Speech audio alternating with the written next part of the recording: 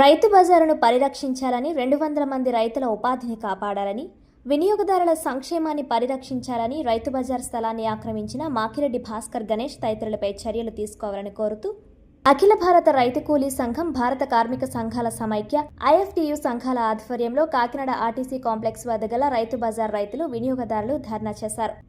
ధర్నా అనంతరం కలెక్టరేట్లో డీఆర్ఓకు వినతి పత్రం అందించారు. ఈ ధర్నాను ఉద్దేశించి ఐఎఫ్టియు రాష్ట్ర ఉపాధ్యక్షులు జె వెంకటేశ్వర్లు మాట్లాడుతూ 93 కులాల బీసీ ఐక్యవేదిక పేరుతో మాకిరెడ్డి భాస్కర్ గణేష్ బ్లాక్మెయిల్ రాజకీయాలు చేస్తున్నారని, రైతులపైన, రైతు బజార్ అధికారులపైన తప్పుడు ప్రచారాలు సాగిస్తున్నారని విమర్శించారు.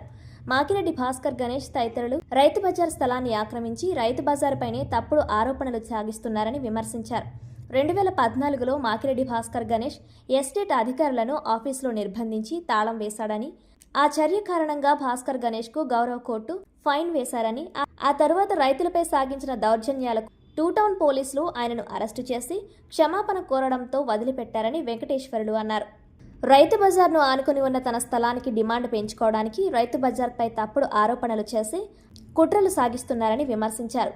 జిల్లా అధికారులు, మున్సిపల్ అధికారులు, మార్కెటింగ్ అధికారులు రైతు బజార్ను సర్వే చేయించి ఆక్రమణలు తొలగించాలని, రైతులపైన, రైతు బజార్ అధికారులపైన తప్పుడు ఆరోపణలు చేస్తూ దౌర్జన్యాలకు పాల్పడుతున్న భాస్కర్ గణేష్పై క్రిమినల్ కేసు పెట్టి అరెస్టు చేయాలని డిమాండ్ చేశారు. ఈ కార్యక్రమంలో రైతు కూలీ సంఘం నాయకులు జి బాలరాజు, ఐఎఫ్టియు రాష్ట్ర కోశాధికారి ఆదినారాయణ, రాష్ట్ర కమిటీ సభ్యులు ఆర్ రాఘవులు, రైతు నాయకులు కె కనకారావు, కె వీర్రాజు, ఏళ్ల సత్యబాబు, కూరాకుల కొండరాజు, బొజ్జ మాణిక్యం, పుల్లా రాఘవ, కరిముత్తారావు, షేక్ అమీనా తదితరులు పాల్గొన్నారు. కాకినాడ ఆర్టీసీ బస్టాండ్ వద్ద గల రైతు బజారును 1999లో ఆనాటి రాష్ట్ర ప్రభుత్వం ప్రజల సంక్షేమం కోసం, వినియోగదారుల సంక్షేమం కోసం, రైతుల ఉపాధి కోసం ప్రతిష్టాత్మకంగా దాన్ని స్థాపించారు. అట్లాంటి రైతు బజారు స్థలం మున్సిపల్ కార్పొరేషన్ స్థలంలో ఆ రోజు ప్రభుత్వం ఏర్పాటు చేసింది. ఈ స్థలాన్ని ఆనుకుని ఉన్న భాస్కర్ గణేష్ తదితరులు బ్లాక్మెయిల్ రాజకీయాలకు పాల్పడుతూ ఉన్నారు.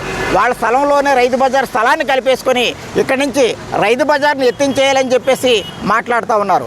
భాస్కర్ గణేష్ మాట్లాడే మాటలు ఎలా ఉన్నాయంటే దెయ్యాలు వేదాలు వల్లించినట్లుగా ఉన్నాయి.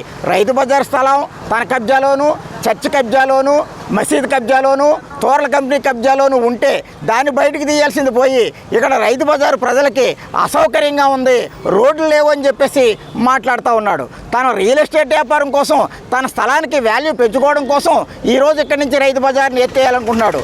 కాకినాడ సిటీలో చాలా సౌకర్యవంతంగా ఆర్టీసీ బస్టాండ్ వద్ద ఆ రైతు బజార్ కొనసాగుతూ ఉంది. అంతేకాకుండా బ్రిడ్జ్ పడిన తర్వాత 80 అడుగుల రోడ్డు అక్కడ అవసరం లేదు. మున్సిపాలిటీ కూడా తన ప్లాన్ మార్చుకుంది. అయినా కానీ 80 అడుగుల రోడ్డు కావాలని చెప్పేసి మాట్లాడుతూ ఉన్నాడు. ఏదైతే ఈ భాస్కర్ గణేష్ దౌర్జన్యంగా 2014లో ఎస్టేట్ అధికారులని తాళాలేశాడు. తాళాలేస్తే దాని మీద కేసు అయ్యింది. 3rd JFCM కోర్టులో కూడా అతను